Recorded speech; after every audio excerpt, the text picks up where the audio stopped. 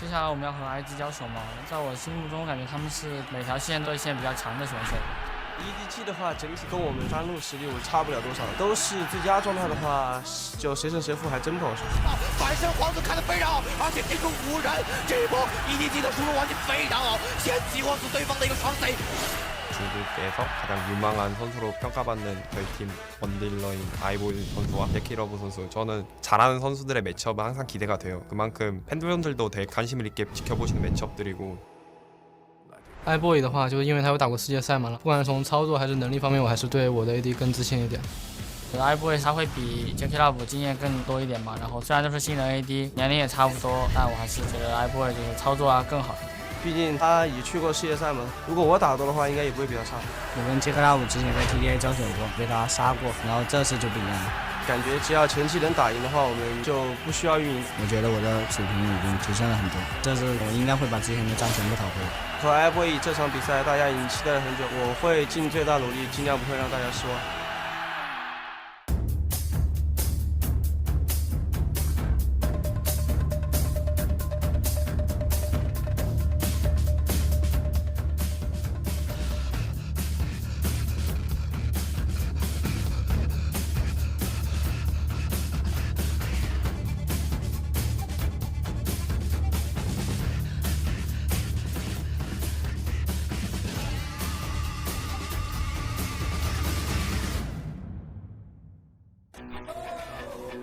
Battle of the rookie AD carries is about to begin. iBoy versus JackeyLove. The two hot new AD carries here in the LPL are about to clash, and I've got to tell you, looking over my shoulder, this arena is absolutely packed as Invictus Gaming riding a huge wave of momentum at 8-1 with some of the earliest and best leads in the league right now are looking absolutely unstoppable. Of course, longtime rivals EDG stand across from them. They have got a long legacy, a long rivalry, and today is going to be a new chapter for the likes of these two teams. Welcome, everyone. I'm Tahm. We've swapped out Clement for the analyst desk here. How are you after that cast?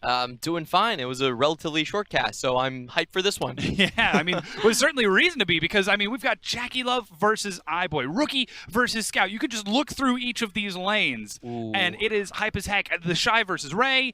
Let's start at the beginning, all right? Let's holistic views of these two teams. We've got the Trident versus the tip of the spear, as you so eloquently put it. Invictus Gaming, 3 pressure points versus EDG, the 1. Yeah, pretty much. EDG so far as a team has been the live or die by how far they can put iBoy in. He has the most damage share out of any AD carry, and they're so reliant on him to have a good game throughout the start to the end of the game that they first pick a lot of these really strong champions like Caitlyn and Kalista for iBoy. On the flip side, however, though, I feel like IG, they have so many threats everywhere on the map. TheShy, the most damage dealing, he even has a higher DPM than Rookie in the mid lane. And you talk about Rookie himself, huge pressure in the ban pick, most champions picked as a mid laner, and really putting up very good numbers as well. They're not as reliant on JackeyLove to do well. Yeah, I mean, Invictus Gaming, like we said, we've got the multiple styles. They could play the support style where they try to set JackeyLove up for success. They could play where Rookie decides to carry. Still, the best mid laner in the league. This guy has been around for years, and there is a reason he's still on top. Of course, that being said, you know, we've got to talk about this bottom lane because it's iBoy versus JackeyLove, the two new AD carries and the clash of styles. Because as we just heard in that video, iBoy lost a few kills against JackeyLove last time they played in the TGA. More than a few kills. He actually lost the 1v1 as well. iBoy got 3-0'd by JackeyLove during the awards ceremony that was held for like the MVP and Rookie of the Year things. So these two do have a history going back, and so far JackeyLove has had more of the hype behind him. iBoy is relatively quiet when he came into the league, and at Worlds he had a couple mistakes there and there that people really remember him for, but so far I have to say iBoy is still my stronger AD carry out of the two. I think he's more seasoned in the sense that he knows when to pull back. It's unlike JackeyLove. JackeyLove actually has the second highest deaths among AD carries at 10 minutes. He's very easy to gank. He, like we put it, he has no chill. He goes in all the time. And really, when these two face each other outside of like solo tournaments, iBoy has had the better side. Two very young players, 17 for the both of them. That's a birth date of 2001. So short, and of course, iBoy with twice the games played, as he did join at the the end of the year last year, going to Worlds, and look at that damage share comparison. EDG really relying on iBoy. All of their damage does come through this guy. 33.9%, that's the highest person, not only for marksman, but for any position in the league. On the flip side, we have JackeyLove sitting at 20, I believe that's 28%, 12th in the league, one of the lowest. That's because he gets so much of his damage from the likes of TheShy and Rookie at the same time. Also, if you look at the champion pools, the most played are from the middle and going out to the outwards. They're very different looks. It really is the Kalista and the Caitlyn, and I believe in this matchup, they have to lock in the Caitlyn for iBoy. Yeah, that AD carry is going to be so important when we get to those pick and ban and see how that works out, especially knowing that there are so many assassins starting to come back here in 8.2. I mean, we even saw Rengar just a few minutes ago obliterate Imp on the likes of Varus. Pretty much, and we do have to talk about this is pretty much iBoy's all eyes on me moment. Yeah. His teammates are going to be looking at him, and TheShy and Rookie are going to be looking at him. Traditionally, EDG has always banned out strong picks like Camille because they don't want iBoy to be limited. We were really going to have to see in the draft if things like Galio, Camille, and Zach come up, because those are the picks that can shut down an AD carry super hard. The question is, do you enable your AD carry or disable the enemy AD carry? And it'll be actually really interesting to see how those drafts shake out. But to get further into the matchup, you know, looking at, I can honestly just look and pick any single lane here on my notes. Let's take a look at top lane. TheShy versus Ray. Now, last time we saw Ray, he played against Rogue Warriors, and Rogue Warriors demonstrated a very interesting strategy in that game. They took Tahm Kench, and they took Sion, and they just ganked Ray, I think 3 or 4 times in a row, and he could not get off the ground. We celebrate the fact that Ray is such a good top laner for EDG, but if you cripple him and you force the team to rely on iBoy, who has to go head-to-head against JackeyLove, that becomes real scary. The thing about Ray is, even though he's good, but he's not really a person that will change the outcome of the game. He's like maybe 10 or 20% better than your average top laner, but in the grand scheme of things, he's there to absorb pressure and take away and really create space for iBoy to operate in team fights. That's his role in the team. He has a very defined role on the team. However, it's interesting to note how EDG is playing with the Ray in terms of the ban picks. They always hold on to him to almost the last pick, and they give him a defensive last pick. They don't use their counters in the traditional sense that we would think about someone like Imgoon, where he just picks, oh, Urgot, Kled, I'm going to kill you in lane. Instead, they go for a tank that isn't really countered, but is still a tank and serves kind of the same role in every single patch that he plays. And if we look at the rise of Ray, what he has been doing really well is finding those good matchups that he can play against other people, not really dominate the lane, but do well in. And the big thing for him was the Cho'Gath. I'm really excited to see what else he goes on. Yeah, those good matchups are actually something that's very important for EDG. When you consider that Haro is the newest jungler to join the lineup, the newest player, I should say, to join the lineup for EDG, along with the likes of Ray. And if there has been a flaw that we can really point out to, the largest crack in the armor for the likes of EDG, it is from Haro getting caught out in the jungle, not quite being in sync with his team. It has to be said that Haro is a bit of a downgrade from ClearLove that we had in the previous splits, and there is a lot of pressure on him, especially after the Rogue Warriors series, because if he loses pressure early, that means iBoy can't develop into what he normally does. Like, if you look at the Rogue Warriors series, Haro gave up first blood, was pinged out by Meiko for his warding. Meiko was not very happy with that, and that really allowed the enemy jungler to punish iBoy, to punish Meiko, and shut them down. If that happens for EDG, then they really have no other game plan. They're very reliant on iBoy doing well. Yeah, and like you said, it's the Trident style for Invictus Gaming. It's not just this one lane. It's not TheShy beating Ray, or Rookie beating Scout, or JackeyLove beating iBoy. They could pick any one of those three to try to break it open. Yeah, and we do have to talk about when these teams are the strongest. IG, when they get out of the lane, they are the best team in terms of 15 to 20 minutes. They get a 3K gold lead by 20 on average. So they're very strong at these mid-game team fights. Unfortunately for EDG, they also like to fight at this time, but their style is a little bit different. They're not the 3-man skirmish, they're the 5-man skirmish. Unfortunately, however, like I said, I feel like EDG can't contest against IG during this 15 to 20 minute stretch, and that's why I say they really have to lock into Caitlyn as soon as possible, because Caitlyn gives them a win condition when it comes to late game. Yeah, and relying on iBoy has been a strategy that has worked for EDG in the past. Can they do it here? Knowing they've got their veteran members of Meiko and Scout still there to support him in this 8.2 patch. Of course, Ray, you can see him on your screen, along with the likes of Haro, a very hard-working jungler for EDG. Going to be going up against quite the challenge, because this is EDG looking very serious, taking no risks coming into this. EDG, Ray, Haro, Scout, iBoy, and Meiko. A lineup that they haven't changed the entire season. Scout has also been picking up, expanding his champion pool a little bit, and they're going to be facing IG, one of the best teams right now in LPL. And of course, their opponents on the other side, TheShy, Ning, Rookie, JackeyLove, and Baolan. A team of all-stars. Pretty much each and every one of them are the best in terms of their lanes. And we can look at the stats coming out here. The win rate definitely favoring IG. They are on a massive streak at the moment. Just about everything, really. The KDA is higher, the jungle percent is higher, gold per minute, and average win time 5 full minutes faster. We do have to say that this pretty much is the game for IG to lose. IG is heavily favored in this matchup. However, EDG do have a couple of points where they do hold an edge. Like we watched in the interview at the start of this matchup today, what JackeyLove said worried me a little bit. He said, if we can get out ahead, then we don't need to play macro. And I was like, I really wish that that wasn't your mentality. And that is the edge that EDG does hold. If they get an advantage and they run a lot more set plays than IG does, they can kind of choke out the map. They will always have a tempo lead going into specific fights, and they are the better team fighting team. Of course, EDG, always known as the intelligent team fighters. They've got these huge cross-map plays, Baron setups that the enemy team can barely see from miles away. This is really looking to be quite the matchup. And again, these teams have a long history. They've played 19 series against each other. The current record is 14 wins for EDG, 2 ties back when we were best of 2s with the split, and 3 wins for Invictus Gaming.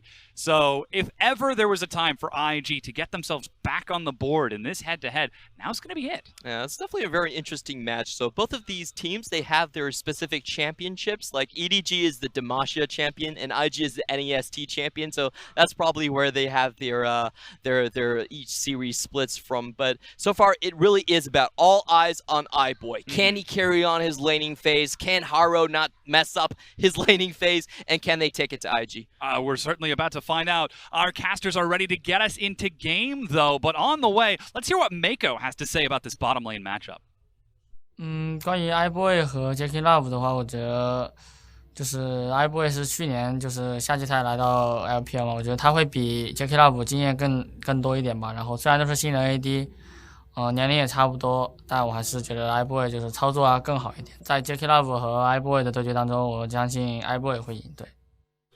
Meiko putting a lot of faith and support into his AD carry moving into their match today. Invictus going to be taking on EDG in this best of 3 series, and all eyes are focused towards the bottom lane. Certainly are, and of course you just heard from Meiko that perhaps iBoy will perform better on the day. Well, sorry to burst the bubble, Meiko, but it's a 2v2 regardless, and you're going to have to be a part of that laning success. So we'll have to see how it plays out, of course, in the 2v2 as we do get into this game, but it's all there. That's where all eyes are going to be. It's the bottom lane. It's the most exciting place to watch. It's the explosive rookies where everything's do or die. It certainly is going to be do or die for these 2 teams, but it's very different how these 2 teams have gotten into this match, because last week we were already talking about how it's going to be a big match after Invictus Gaming were able to take down Snake. This could have been the match to see who would come out first after cross-conference. However, since then, EDG have been taken down by Rogue Warriors. They 2-0'd Suning Gaming just before that, and they did not look clean, did not look pretty. Then Rogue Warriors come in, they snatch a 2-0 against EDG themselves, and 0 kills for EDG in an entire set play against Rogue Warriors is devastating. But of course, the mid lane, it's not just the AD carries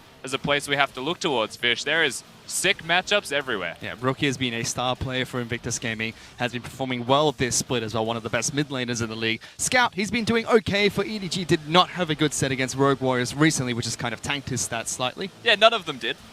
They all got absolutely demolished, but Rookie, you can see #1 in DPM and CS difference at 15, as well as having the best KDA as a byproduct of both of those stats. Also does an incredible amount of damage per game statistically. Now, the interesting contrast to that is that JackeyLove was ranked 12th in the league of AD carries out of 14 starters for the amount of damage that he will do in a composition, 28%. You contrast that to the amount of damage that Rookie is doing, well, it just shows you how good a job it is to be JackeyLove. If he decides to carry one game, well, it's just less work that Rookie has to do, but Rookie will still be doing the work. It's just that he steals some percentage away. That's how strong Invictus Gaming are at laning. And the two mid laners are tied for the damage share in the mid lane for their two teams at 7th in the league. So we'll have to see if Scout can dish out as much damage as Rookie during this match, because iBoy currently leads the amount of damage that he does for his team.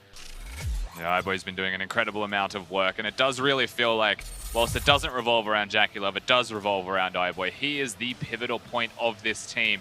If he succeeds, if he gets the Kog'Maw, gets the late game scaling champion, hopefully, not just the Kalista this time around, EDG may prosper.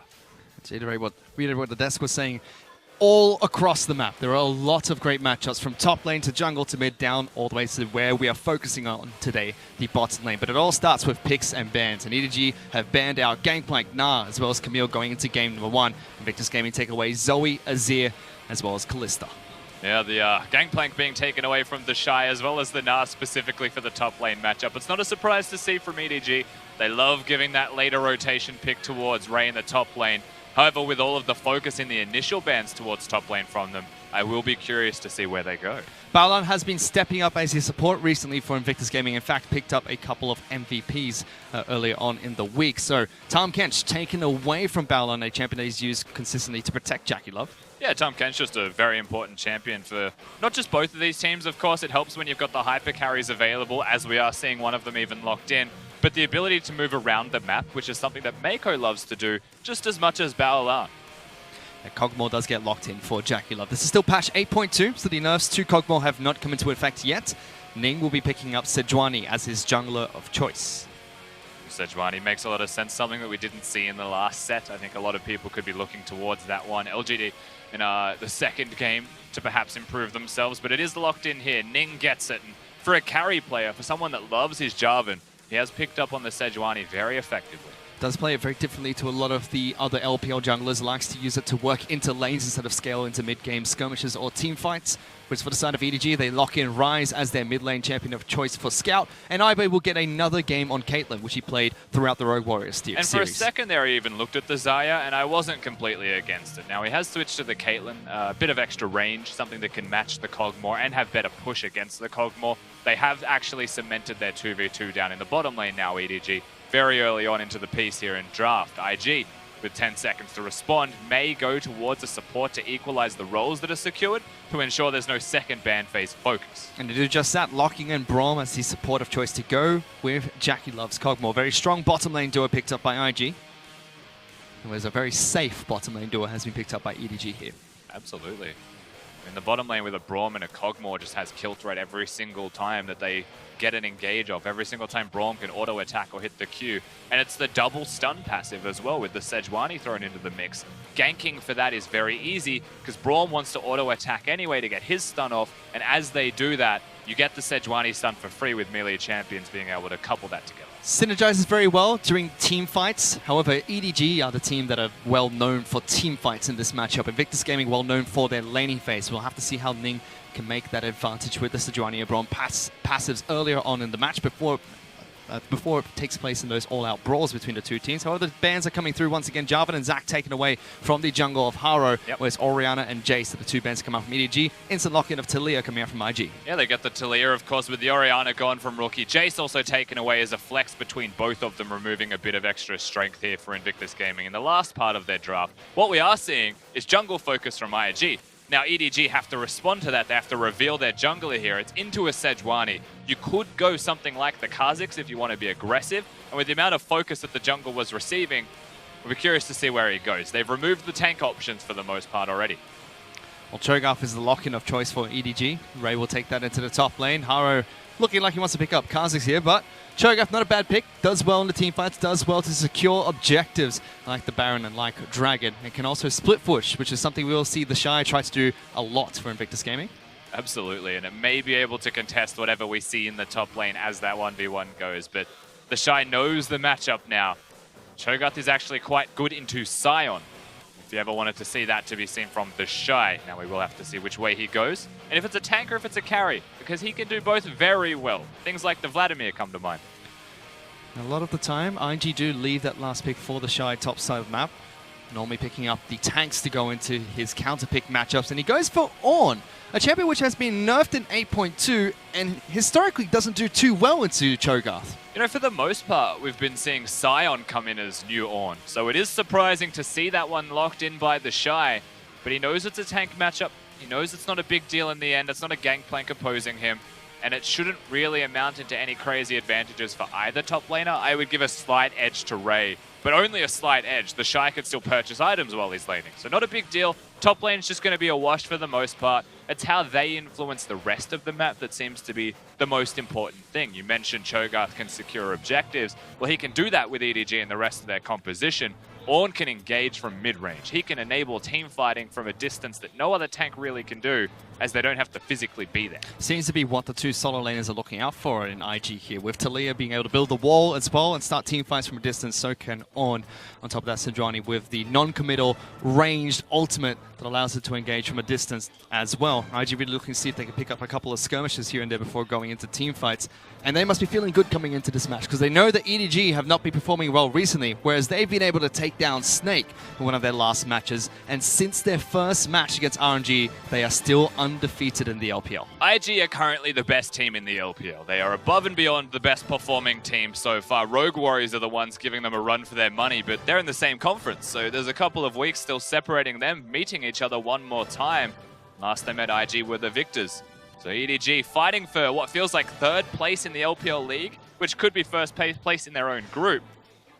It's a big pickup for a win for either of these two teams, because EDG, if they pick up a win here, both Snake, EDG, as well as Invictus games will be tied in terms of the games they've dropped so far. However, if IG win this best of 3 series, they are the clear-cut favorites and first in the entire LPL, and separates themselves from number 1 and number 2 in their own conference by a large margin on top of that. You always want to create that space, get that distance when you're in the cross-conference free win stage. If you can go undefeated, you can get all those free points that you need. But it all starts with the first match. Champion Select is over, and now we're getting on to Summoner's Rift for game number 1 between EDG and Invictus Gaming.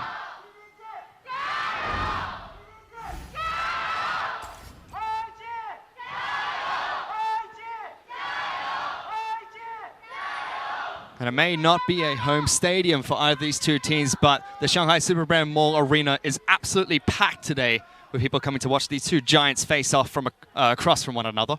And it's all one set here. Of course, we're in Hangzhou for the first set with LGD facing off against FPX. So everyone's here just to see the one best of 3 series. And what better time to come when IG take on EDG? A historic rivalry. These teams have had it out against one another for years. EDG have always come up favorites every single time they have met. Very good win record opposing each other. But EDG do not look in their best form currently, and IG in prime position to try and equalize that win rate just a little bit more. And should definitely be the favorites coming into this matchup against EDG. As we take a look at some of the keystone masteries that have been picked up by these two teams. A lot of unsealed spellbook coming out from EDG, from the mid lane and both of the bottom lane champions. And the bottom lane is the most surprising part of that. You can go towards Unsealed Spellbook Ryze and call it pretty normal in the mid lane anyway at the moment. But Caitlyn used to go for it all the time.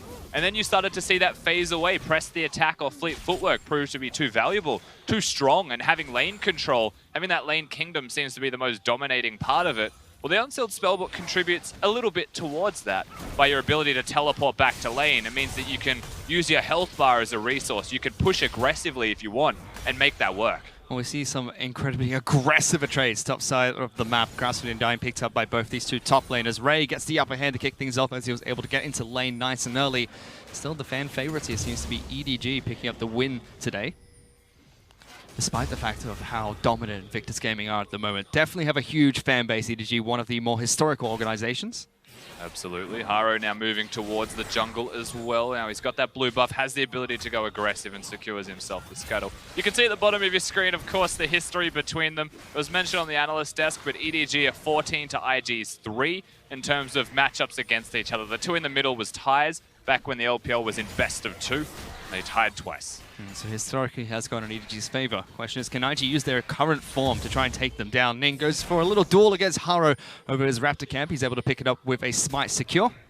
Yeah, now regardless, as long as Haro can see Ning, it is a blessing for all of EDG. You can see Ray still winning the top lane rather comprehensively. The bottom lane is pushing and mid lane is going equal, but it's a Ryze trying to scale up towards his tier and get a good recall timing in there as well. As long as Kha'Zix finds Sejuani, doesn't need to kill him, then EDG are doing well. So far, very good pressure coming up from Ray, top side of the map. Mid lane is fairly even between EDG and IG. Bottom lane also a stalemate at the moment. Rookie has got some good chip damage against Scout, but he should be able to heal up nice and easy with his potions. And he does have minion dematerializer as well in the mid lane to try and keep up with the push that Rookie has on Taliyah. And again, all eyes on this bottom lane. There's the stats between JackeyLove as well as iBoy. And you think that this would be fairly passive for a while, but eventually one of these two AD carries are going to get hungry and start to be a little bit more aggressive. We are looking at a Kog'Maw for JackeyLove in game number 1 here, and if his damage is currently 12th in the league, this is his attempt to bring it back that little bit more. Late game scaling AD carry, someone that wants to deal a large brunt of Invictus Gaming's damage. They've even veered away from the carries in the top lane, having that Ornn there. So JackeyLove, one of the 2 pivotal members for IG's success coming into this first game. He's definitely got plenty of protection in this match from the team composition that IG have drafted. On top of that, Kog'Maw has benefited so much from items like the Guinsoo's Rage Blade recently. And on top of that, in the LPL we have a couple of AD carries that change up their Kog'Maw builds from time to time. Yes, we do. Seen that from the Rogue Warriors going for the pure crit build as well. However, bottom side of the map, you can already see JackeyLove taking a bit of damage from iBoy, who is standing inside the brush. Good shield comes out from Baolan, protecting his AD carry. Yep, they've got the Guardian down there for the Braum, so you can see the difference in Keystone Masteries and what that really means here for each respective 2v2 lane. iBoy wants the push, wants to recall and be a little bit more useful, whereas the other side, they want to be stronger in lane, they want to last longer in lane. And we are also looking at Sejuani's runes, and I don't know about you, Fish, but one of those seems a little bit different to me than normal. It's not quite an inspiration tree. He's gone towards domination in the secondary. Bit of a, I think it's Relentless Predator, the name of the rune. We got Move speed. Zombie Ward as well, I believe, but meanwhile, Scout in mid lane taking so much damage from Rookie. Used the cleanse instantly, throws a couple more rocks, but can't find it as Scout is forced to flash away. Ning was waiting in the wings in case anything went wrong for Rookie as well. Well, Ning's now just here to help Rookie reset lane. It's worked ground pretty much everywhere. He doesn't want to get ganked, and Rookie seems to want to reset. Now, there's no flash for Scout, but he has got the spellbook, so he can swap to teleport anytime he would like here. Just needs to try and clear this one out. Ning was babysitting during that time. So far, so good for IG, but they're not winning lanes. They are just holding on in lanes, and I mean, that's a pretty big deal for IG, Fish. Scout also holds on to his heal so he can swap that out for teleport with his unsealed spellbook, and he does so to get back into that mid lane. Bottom side of the map, Haro is trying to make his way down into the bottom lane. There are no wards placed in the river at the moment. He has not been spotted out just yet. An interesting note, of course, is that the flash being used by Scout, and of course he will swap to teleport, it is predictable, is that both summoner spells are now missing from the middle lane. If they gank him, not even just kill him, gank him, they get the stopwatch, they get the ultimate. If they do half of his health, then IG are winning lane even harder than they were just by being there in the first place and having a nice little 1v1 between Rookie and Scout. Well, Scout uses that teleport to get a cheeky recall in, picks up his Catalyst. Already had his tier complete from his first return to the Fountain. Top side of the map is going exactly how we saw it early on today. As Ray is still pushing in against TheShy. Shy running out of mana, but trying to build as many items as he can to stay in this lane. He's out of one of the 2 resources that the man needs to survive through that laning phase and sustain, so it means that Ornn will be going for a recall sometime soon. That's a free recall for Ray on the Cho'Gath, so plays the lane out appropriately. Make sure that if nothing else, they will be matching teleports, which is a big win against the Ornn. Usually is able to upset the tempo of the lane and force you to teleport earlier.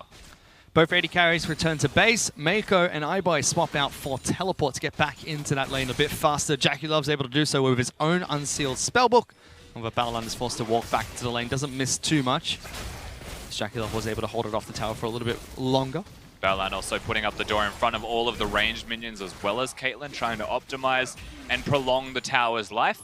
But a second headshot rotation for iBoy, playing out the bottom lane exactly how they should be. Every single time IG go for a recall or they get pressured away, the teleports are used, they get extra chip damage onto the turret. And that means that soon, it will start to drop down, already at half health. We've seen the first blue buff pickup coming out for EDG shortly, as Scout will pick that one up with the help of Haro. And you have to think with the very quiet early game between these two teams. Uh-oh. EDG... Oh no, they're just giving up. They don't even want it. Oh no. EDG should be fairly happy with where they are right now because it's very quiet between EDG and IG. And although IG's team composition has drafted really well to look like they're going to team fight in the late game, that's exactly where EDG want to be in this matchup. Yeah, that's the stylistic difference at the moment. If EDG want to be late game and IG have drafted for late game, the interesting part there is that IG really don't want to be there. They've just drafted themselves a stronger version of if they get there, how can they navigate through those team fights. And IG have been struggling with team fighting in the past couple of weeks. They know it's a problem, but they're still trying to remedy that. And I think this draft is a decent way to counteract the fact that they've been struggling there. But still, we haven't seen that aggressiveness that we normally see from IG during the laning phase. No massive leads. TheShy has been shut down by the counter pick from Ray in the top lane. Bottom side of the map has just been a farm fest between the hyper carry against a Caitlyn, who normally shuts down lanes nice and early. This is so calm, Fish. I mean, we just watched LGD against Fun Plus Phoenix. I don't know what I was expecting, but my expectations are through the roof on the aggression that I want. Well, here's some aggression in the mid lane as Ning goes for a gank against Scout. Tries to get shoved backwards. He doesn't use his ultimate to get out because Haro is here for the counter gank. Good damage going down on towards the jungle. It flashes away. Scout's going to follow through. Haro jumps forward and first blood is picked up by EDG. Tries to get some extra damage on the Rookie, but Rookie is the one that's trying to turn it around. Scout going to throw down his ultimate. Brings Kha'Zix back to safety and away from the damage that comes out from Taliyah. Really clever from Scout, actually, to use the ultimate to walk away from the area. No chance of a shove, no chance of an interrupt. And Rookie, he was feeling it. He was hungry for the 1v2 double kill. Some redemption for the Sejuani. But ultimately, Ning has just found out how much it hurts to not have a stopwatch in a 2v2 skirmish. Certainly has. Meanwhile, Meiko taking so much damage in the bottom side of the map as well. JackeyLove as well as Baolan being a little bit more aggressive now that Kog'Maw's been able to pick up a couple of components of his first item. The thing that stands out to me the most so far, Fish, is that JackeyLove and Baolan are doing a very good job of holding on to their tower. They're starting to push back just a little bit more aggressively. They've gone past that first teleport point in the game where iBoy and Meiko chip away at the turret. The question for me is, do iBoy and Meiko ever consider keeping those teleports? Because they probably shouldn't. They should look towards something more defensively now instead, as Ning, yes, he used his ultimate once already, but he'll have it up and available in about a minute. He may look towards bot lane. He may utilize Rookie on the Taliyah, who has got level 9 and has got complete push in that middle lane now. We already know the synergy between Sejuani as well as Braum that could help out with those bottom lane ganks, and the fact that TheShy has been consistently pushed in here is the only worrying thing that IG should really watch out for in those ganks, because Ray and his priority on that top side of the map can start to rotate as he is now just to get a bit of vision in the river. Yeah, it depends what you mean by worrying as well though. Like ultimately if it comes towards a teleport in the bottom lane, they should both just be able to teleport, but neither of them have. So ultimately neither of them have teleport. They haven't teleported, of course. They went towards their own lane. Realistically, what that means is, as you mentioned, some deeper vision in river if they would like. If there's a control ward that he wants to place in the river, but he doesn't have one, it's super defensively in his own tri-bush. I don't think it means a whole lot. And this is teleport number 2. This is something that I would define as much more risky than the first one. Something that could backfire and get them killed, especially with a push-based composition and push-based 2v2. Look at this. IG are looking to try and punish us. Rookie is waiting to try and build a wall right behind EDG. Ning is waiting in the wings as well. They step up for a fight. Meiko uses the E. There's the ability used to try and save him, but it's not enough now. Meiko is the next target as iBoy has already fallen. They're diving into the turret. No flash available for this Tahm Kench. Doesn't even get a chance to use the great health either. 2 kills picked up by IG. And exactly what we said would happen in Invictus Gaming. They utilize the fact that there's 2 teleports for EDG, and because they teleported, they think they're stronger. They want to take the fight. And yes, they are stronger, but only in a 2v2. 4 people show up down there, and it just leaves you wondering what they were thinking in the first place. Did they not expect that a Sejuani and a Taliyah that were missing would be there? They think they were just recalling for items or something? Yeah, the teleport was all for naught as well. Now JackeyLove has picked up a massive power spike for himself. Goes back, buys the Grinsu's Rageblade with the 2 assists that he got, and crucially the 2 kills went to Rookie in that mid lane. And the biggest part about this engage, of course, is that they've avoided Vision IG, and the eat comes across from Meiko. Now that eat wasn't necessary, but he spits him out aggressively. Straight into a shove, straight into a Sejuani ultimate, and now you get to see the Sejuani and Braum passives at play here. Back-to-back stuns, Meiko with no chance to get out alive. Such a good team composition from Invictus Gaming. And now that it's starting to get ahead, now the Rookie is 2-0, things get very dangerous for EDG. The only consolation prize that EDG got out of that fight was Scout was able to chip away at that mid lane out turret. Rookie rotates back into mid lane, is able to hold on to that perfectly fine. It's just the thing that gets me the most, Fish. It's not a big deal. Of course, 2 of them were in the same lane, but 4 teleports in one team. and they get 4v2 rotated on. Just think about it. Like, one team has 4 teleports, the other has 1. But there was 4 of them in one lane, and only 2 in the other. IG able to collapse a lot faster without the use of summoner spells there. EDG's bottom lane is already swapped out for more defensive summoner spells. Meiko goes and picks up a cleanse. iBoy has heal now. Those are still on cooldown thanks to the use of teleport earlier on. Haro is still trying to get some vision onto Ning in the jungle. Rookie's rotating over to make sure he can protect Sejuani if anything breaks out between the two teams. And I would still say the 2v2 between Scout and Haro against Ning and Rookie is decent for EDG. They can look towards fights right now. They're still fighting for vision control. Even though Rookie is 2-0, they've got a 1-0 Kha'Zix. They can assassinate Rookie. He's only running cleanse. He has no kind of damage reduction. They're trying to get into this bottom lane though. The Ryze teleport brings them down there. JackeyLove takes a lot of damage, uses the stopwatch. Nice and early. Everyone from IG is going to rotate down. They trade 1 for 1. Kha'Zix falls. So does the Kog'Maw. Now they're turning on towards the Tahm. Kench, he takes a lot of damage. Scout has no more flash. The Rookie goes forward, throws another roll, but he is so low as well. They trade again. Only iBoy's left up for EDG, but Invictus Gaming are still chasing. The charge comes through. iBoy will flash away. Is that enough? He gets to the safety of his turret. He lives to fight another day. Perfect flash from iBoy, saves it to the very end of the trade. Now IG still come out trumps with most of EDG dead and iBoy having to go back to base. This gives time for the Sejuani and the Braum to push the turrets. So well done from IG to be there in time, but EDG went first this time. They took the proactive play and they made the moves, and that is what you like to see and want to see from them. Still haven't seen anything from the top laners though, although TheShy fancies his chances against Ray here, gets some good damage down and calls his ultimate up as well. Ray may be forced to go back to base here as TheShy is still fairly healthy. I'm not sure if TheShy actually got his teleport cancelled or teleported to lane. I didn't get a chance to see it. But he doesn't have the teleport available where Ray does. So ultimately you will see a slight advantage towards them. This is the dive that happens on the bottom lane. Lots of damage goes on to JackeyLove. Now, rule number 1 against Caitlyn is just never use your stopwatch unless you need to. There you go. They answered it for me. It was cancelled. Suddenly, JackeyLove was dead. Anyway, Rookie's here, and he gets to come forwards. Now, Rookie's number 1 mistake is that he flashes forwards to try and secure a kill, presents himself effectively to the side of EDG for a free kill. We mentioned he only has a cleanse. Well, you can't cleanse damage. No, you cannot, but JackeyLove did a good job of buying time for Invictus Gaming to rotate down into the bottom lane. This time, EDG, as you mentioned, got there first with the use of the Ryze ultimate, but that was not enough. IG equally as fast in the counter there. Still much better from EDG in general to be there at all. Something that happened in the last engage when Rookie and Ning were down there uncontested, 4v2, was that Scout was just pushing mid lane. Well, Ryze with teleport can now rotate. Of course, he's swapped out the teleport, but he still has his ultimate and he's level 11, so longer range. And IG are pinging to try and see if they can make a play in the mid lane. Ning trying to sweep out a couple of wards. Spotted out by Haro though, who moves over towards his Raptor camp. As we approach the middle of the match, still IG hold a 1,000 gold lead for themselves over EDG, but nothing too drastic for the two teams. We said it before, Fish, after the first engage bottom lane, that Rookie and Ning may not be able to win the 2v2 skirmish as it breaks out, but Rookie comes bottom and gets himself a 3rd kill, where Scout has only picked up the assist. And now in the actual item difference between them, the next time that Rookie gets a chance to shop, he should be able to fight in the 2v2. The Kha'Zix is going to be a non-factor. Full lethality against all of the magic penetration that's already there.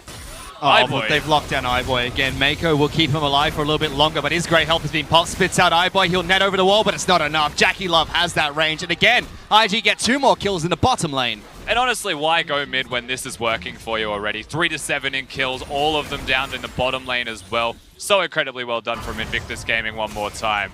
And there's a small brawl top side of the map. Ray and TheShy going at it. TheShy has the upper hand to kick things off. Charges forward on top of the Cho'Gath as well. Ray now retreating back towards his turret. TheShy, does he have enough damage? Flashes forward, but flash for flash in the top lane. Good respect flash from Ray, using it at the correct moment. TheShy using his flash, not actually respecting that it could just be an advantage, not a trade. In the end, top laners, they're fighting each other because they don't want Ray to teleport. Same thing happened last time. These top laners are on an island, but it's explosive. I mean, it's expected. We already know that this matchup between EDG and IG, you can look at any part of the map and you're going to get a unique matchup between the two teams. However, all eyes are in the bottom lane. That's where all the action has been. So it's natural that TheShy and Ray have been on that island top side of the map. Scout, though, might be in a bit of trouble. Tries to take the round. Well, he can't. Ning gets it cancelled. Scout's forced to flash away. Locked down by the frozen that comes out from Sejuani, but does have Haro close by to keep him alive. Scout sometimes gives you these golden moments where he uses the ultimate in this case, and he could have just walked away, Ning didn't have the ult. And instead of just walking, he uses the ultimate, gets interrupted by a headbutt from a boar, then has to use 2 summoner spells for no reason. Oh, Scout is an absolute gem sometimes. But he does rotate to the Rift Herald, helps Haro pick it up. So EDG get that objective. That's a turret in their back pockets to try and equalize this match a little bit.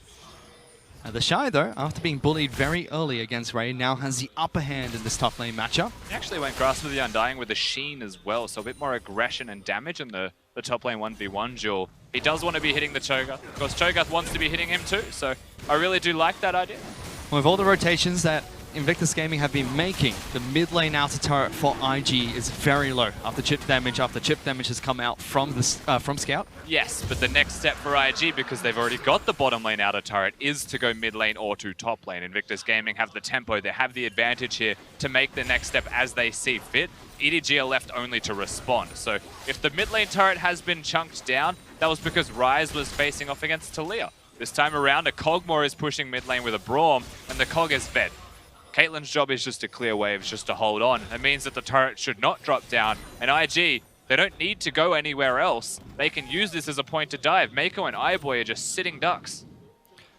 And they're being parked in the mid lane. JackeyLove and Baolan are staying there as well. Both AD carries have hit that 2-item power spike. JackeyLove, though, with the Guinsoo's Rage Blade and Wit's End, is going to pack a punch in these skirmishes or team fights. Bottom lane outer turret has been chipped down quite heavily by EDG as well. Whereas top lane is in favor of Invictus Gaming. A couple more pushes from TheShy and a few more good trades against Ray would allow him to take that down. And just look at the wards in the bottom side river. It's just too many. It's a straight line. They can go from river to river. Bottom lane, they can defend it. Rookie can disappear. And he could be mid or he could be bottom, and EDG would have absolutely no idea. This turret should drop because the Tahm Kench had to recall. And there you go. Ultimate gets thrown out by Rookie. That ward line allowed JackeyLove and Baolan to step up so aggressively. And despite the fact that EDG had the turret damage in the mid lane, it's IG that pick up that turret first. And this is one of those instances where you will say the vision battle is the sole reason that the turret goes towards IG. Yes, they were stronger in the 2v2, but they were chipping slowly at the turret. We saw a full movement from IG, sending 4 people there. And they're able to do that by having vision control and knowing that Meiko had no wards left. He actually had to recall and use his ultimate to even get close to the turret. By the time he got there, it was dead. So EDG will be able to return the favor and pick up a turret for themselves in the mid lane, but IG take that opportunity to pick up the objective first, making sure that EDG don't have any opportunity to get back into this match as early as 21 minutes in the game. They still hold on to a decent gold lead for themselves. 3,000 gold ahead of EDG. This Kog'Maw is going to be such a big problem. A 4-1 Taliyah is going to do damage enough as it is. But with a Sejuani, a Braum, and an Ornn to stand in front of a Kog'Maw that is currently 2-1-5 with 2.5 items, they are scaling up faster than you would expect. Then again, they are the team with the fastest game time when they win. 30 minutes. Leandri's Torment pick up by Rookie as well as the Sorcerer Boots means that everyone except for Ray is going to be taking effectively true damage from this Taliyah if the magic penetration is enough. Once again, the vision is completely shifted, Fish. The setup around the Baron is the place to be. And with that control around the Baron area, we mentioned it's a Kog'Maw. They're very good at taking it down alongside a Taliyah with the Leon. They will shred it. EDG do have Kha'Zix and Cho'Gath, though. 2 champions that are really well known for their neutral objective secures, especially Baron buff and Dragon.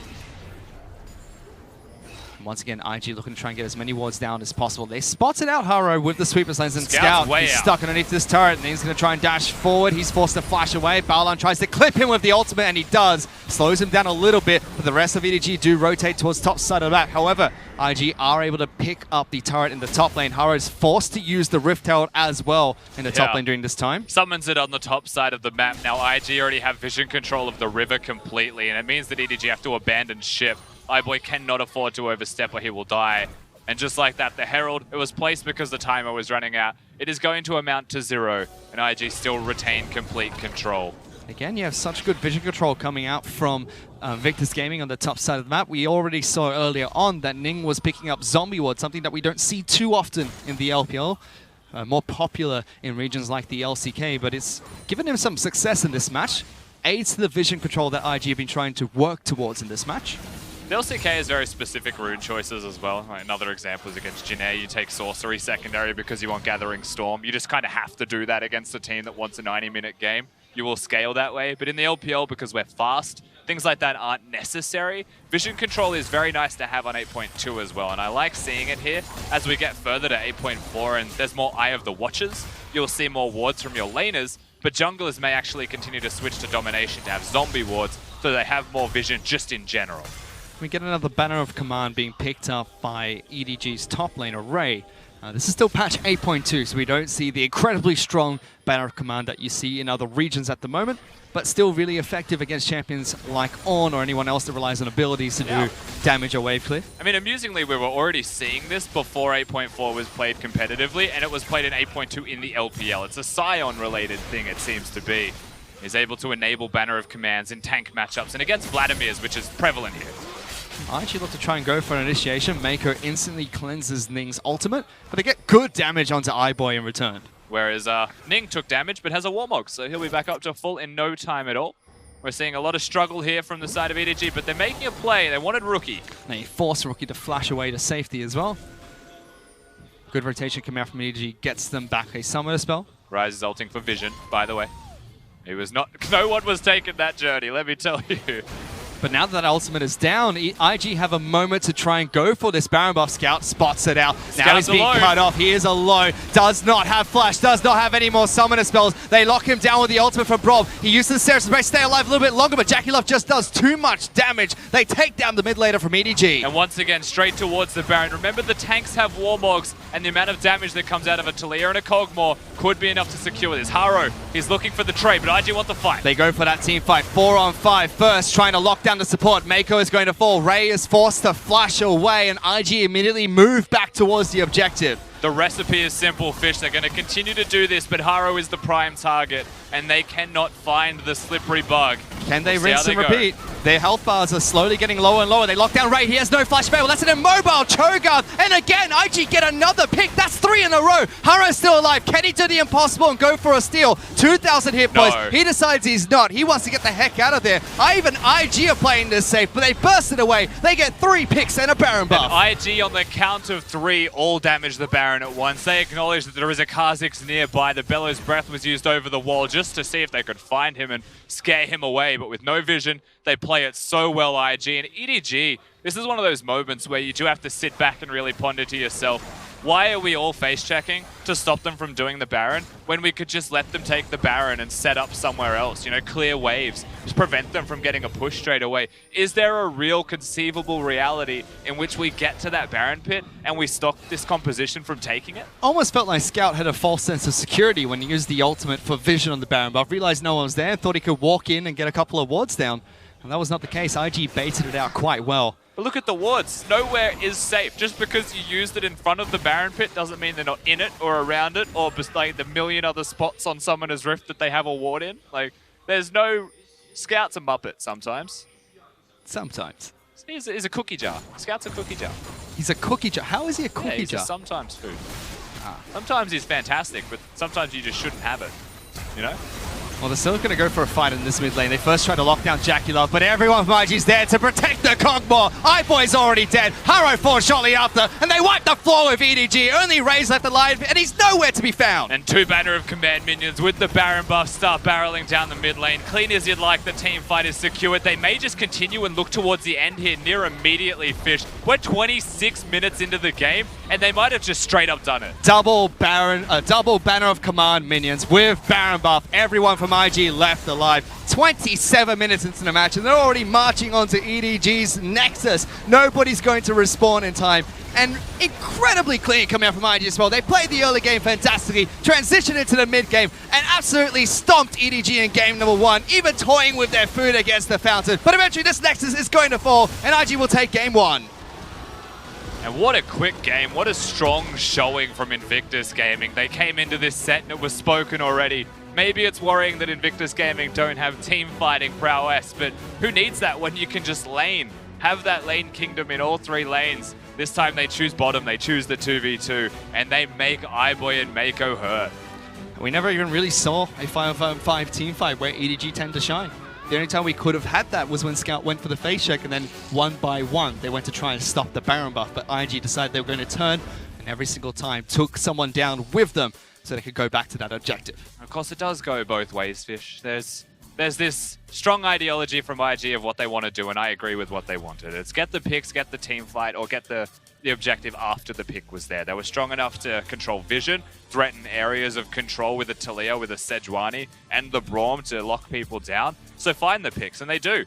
But EDG, Scout goes in and dies, so they start the Baron. Next person goes in and dies, so they kill him, then start the Baron again. And on the third time, you see Ray walk towards the Baron. You're like, for Christ's sake, man, you're not going to get it. What is your walking there going to achieve? But he dies, and then they get the Baron. And IG used that to snowball the game. EDG tried to go for a Hail Mary team fight in the mid lane, tried to take down JackeyLove during that late game skirmish, but it's just too little too late. At that point in time, IG were just so far ahead that you can't really team fight them even. Yeah, that much I do respect from EDG. They knew it was pretty much over. They wanted a desperation team fight before the Baron and the Banner of Commands could be used. They gave it a crack, but it was not going to be enough. Yeah, it was not enough for EDG to pick up game number 1. That goes to Invictus Gaming, but to break it down a little bit further, let's send it back to the analyst desk. Thank you, guys. And Clement, I have got to say, I was so impressed with Invictus Gaming. I think I was talking to you a little bit about while we were watching the game there. They weren't just playing against a Caitlyn and a Tahm Kench. They were playing against iBoy. They were focusing on the player. He's got a tendency to step forward. Well, we're not going to gank him right away because we know he'll sidestep. We'll gank him the second time he steps forward. That's when they started to get the snowballs, and that's when they started to pick up those momentum. Yeah, they knew his tendencies very well, and they were also waiting for that Tahm Kench to use his Devour. Once that was gone, they instantly came in and picked iBoy off, which really started the snowball for Invictus Gaming. The play is right here. You can see it. iBoy goes forward. No vision in the river. Just uses Devour, but that is who iBoy is. He will always step up to that type of a challenge, and they just knew it.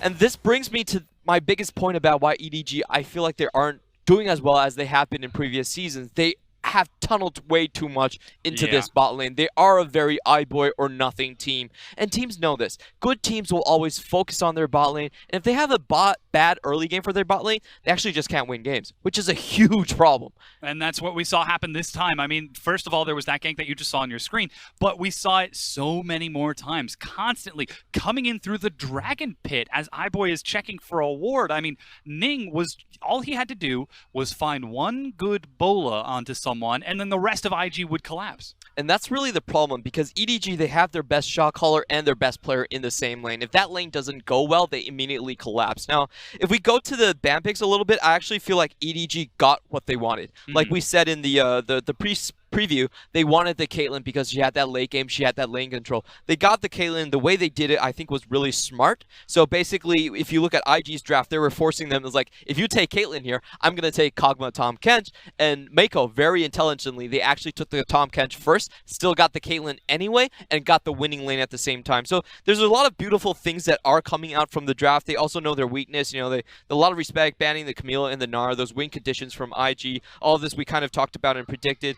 But even though they had this kind of game plan going in for them, it didn't work out. The laning just fell apart. And what I feel like they really need is they need Haro to be there a lot. They need Haro to kind of give up a lot of his farm and really just stay bot lane for the majority of the game. You're exactly right. I mean, we can see on the last pick here, the Kha'Zix was the final draft for Haro. And even then, during the duration of that pick and ban phase, it seemed as though EDG were like, well, they've banned Jarvan, they've taken Sejuani, they've banned Zac.